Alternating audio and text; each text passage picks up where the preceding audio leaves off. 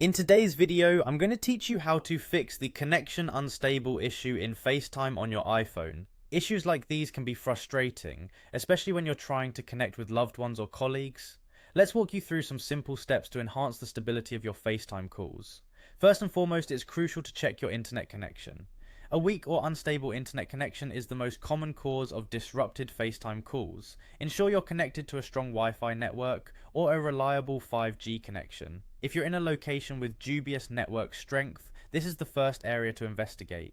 Once you've verified that your network is solid, you can eliminate one variable in solving the problem. If you're connected to Wi-Fi, try moving closer to your router.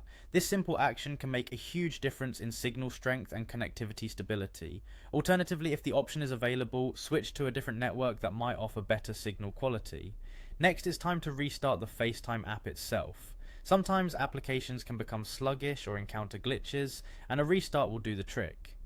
Swipe up from the bottom of the screen if you're using an iPhone without a home button, or double click the home button if you have one to bring up the app switcher. Find the FaceTime app, give it a swipe up to close it completely, then reopen it and try placing your call again. Should restarting the app not yield the result you're looking for, consider restarting your iPhone. This refreshes your network settings and can often resolve minor connectivity hiccups. Simply hold down the power button and slide to power off. After a minute, turn it back on and try placing your FaceTime call once more. Another helpful measure is ensuring your iOS software is up to date. Sometimes software updates contain vital fixes for issues like these. Navigate to Settings, go to General, and then tap on Software Update.